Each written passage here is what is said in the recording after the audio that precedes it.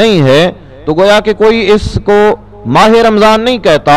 صرف رمضان کہہ دیتا ہے، تو یہ بھی ٹھیک ہے کہ نبی کریم علیہ الصلوۃ والسلام نے اس کو صرف رمضان کہا ہے۔ تو فرمایا 5 چیزیں اللہ رب العزت نے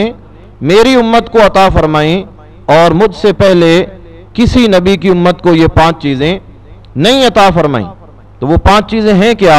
آئیے دوستان محترم ان پر غور کرتے ہیں۔ تو آقا علیہ الصلوۃ والسلام نے فرمایا خلوف فم الصائم اطیب عند اللہ من ریح المسک، کہ روزے دار کے منہ کی بو، جب انسان روزہ رکھتا ہے تو اس کا معدہ خالی ہونے کی وجہ سے اس کے منہ سے ایک بو آتی ہے، جس کو ہم اپنے زبان میں بدبو کہتے ہیں۔ تو معدہ خالی ہونے کی وجہ سے منہ سے جو بو آتی ہے تو بظاہر عام لوگوں کو وہ اچھی نہیں لگتی، بدبو ہی ہوتی ہے، لیکن آقا علیہ الصلوۃ والسلام نے فرمایا کہ میری امت کے روزے دار جب وہ رمضان کا روزہ رکھتے ہیں تو ان کے معدہ خالی ہونے کی وجہ سے ان کے منہ سے جو بو آتی ہے تو وہ عام لوگوں کے لیے بدبو ہی ہوتی ہے، پر اللہ رب العزت کے نزدیک وہ بدبو نہیں، بلکہ آقا نے فرمایا کہ روزے دار کے منہ کی بو اللہ کے نزدیک کستوری سے بھی زیادہ پسندیدہ ہے۔ تو اطیب عند اللہ من ریح المسک، کہ یہ بو اللہ کے نزدیک کستوری سے زیادہ پسندیدہ ہے۔ تو یہ اعزاز فقط اس امت کو حاصل ہوا، اگرچہ پہلی بھی امتیں تھیں روزہ وہ بھی رکھا کرتے تھے، جس طرح قرآن کریم میں ہے کہ یا ایھا الذین آمنوا کتب علیکم الصیام، اے ایمان والو تم پر روزے فرض کیے گئے، کما کتب علی الذین من قبلکم، جیسا کہ تم سے پہلے لوگوں پر، پہلی امتوں پر روزے فرض کیے گئے تھے۔ تو روزہ پہلی امتوں پر بھی فرض تھا، روزہ وہ بھی رکھتے تھے، لیکن روزہ میں فرق ہے۔ وہ کیسے؟ وہ بھی روزہ رکھتے تھے، ان کے منہ سے بھی معدہ خالی ہونے کی وجہ سے بدبو آتی تھی، پر وہ بدبو ہی رہی۔ اللہ رب العزت کو ان پہلے امتیوں کے روزہ رکھنے کی وجہ سے منہ میں پیدا ہونے والی بو ایسی پسند نہ تھی جیسی پسند اپنے آخری محبوب کریم علیہ الصلوۃ والسلام کی امت کے روزے دار کے منہ کی بدبو پسند ہے۔ کیوں؟ اس لیے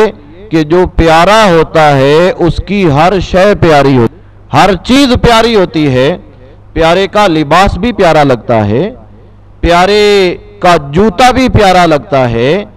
پیارے کا جو ہے کپڑا بھی پیارا لگتا ہے، پیارے کی بات بھی پیاری لگتی ہے، پیارے کی زبان سے نکلنے والا ہر لفظ بھی پیارا لگتا ہے، اور پیارے کے منہ سے نکلنے والی بو اگرچہ دوسروں کے نزدیک وہ بدبو ہوتی ہے، پر پیارے کی بو بھی پیاری لگتی ہے۔ اللہ رب العزت نے اس امت کو یہ اعزاز عطا فرمایا کہ ان کے روزے داروں کے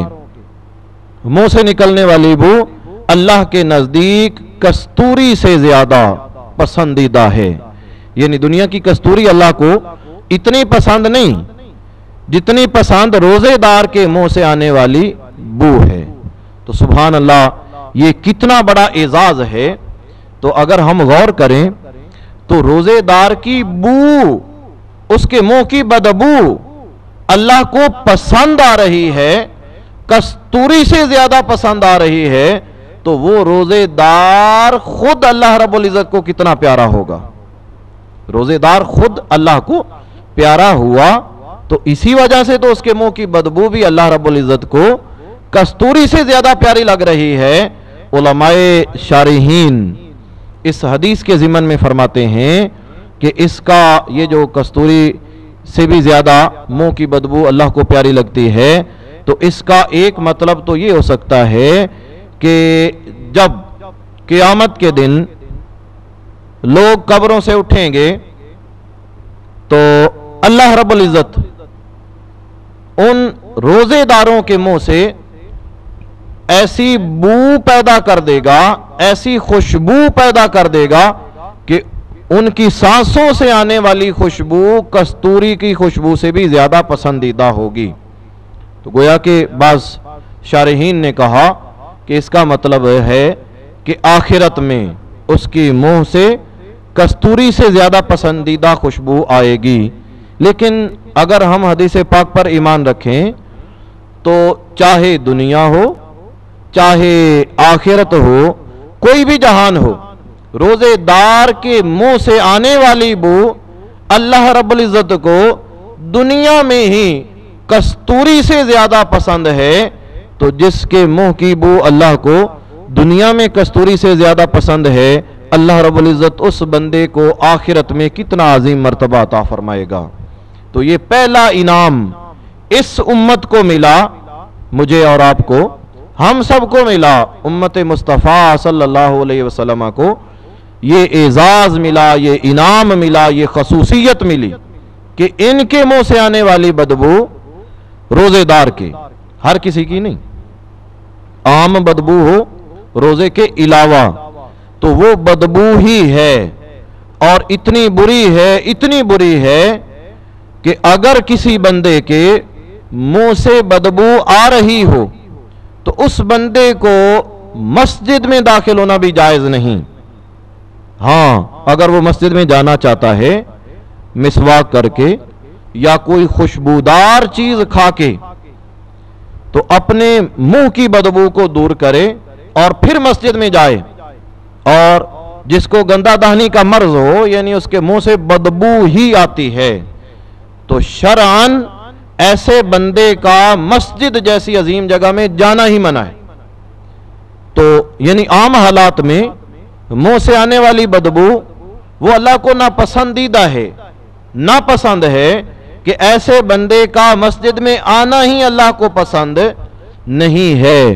पर रोजेदार आम इंसानों जैसा नहीं रहता, बल्कि बारगाह रब्बुल इज़्ज़त का महबूब बंदा बन जाता है, ऐसा प्यारा बन जाता है कि उसके मुंह की बू खालिक की कायनात को वो कस्तूरी से ज्यादा पसंद आ जाती है। तो पता चला कि आम बदबू अल्लाह रब्बुल इज़्ज़त को नापसंद है और रोजेदार के मुंह की बू अल्लाह रब्बुल इज़्ज़त को कस्तूरी से भी ज्यादा पसंद है। ये पहला इनाम। और दूसरा इनाम इस उम्मत को जो माह रमजानुल मुबारक में मिला, साथ ये भी है कि फी रमज़ान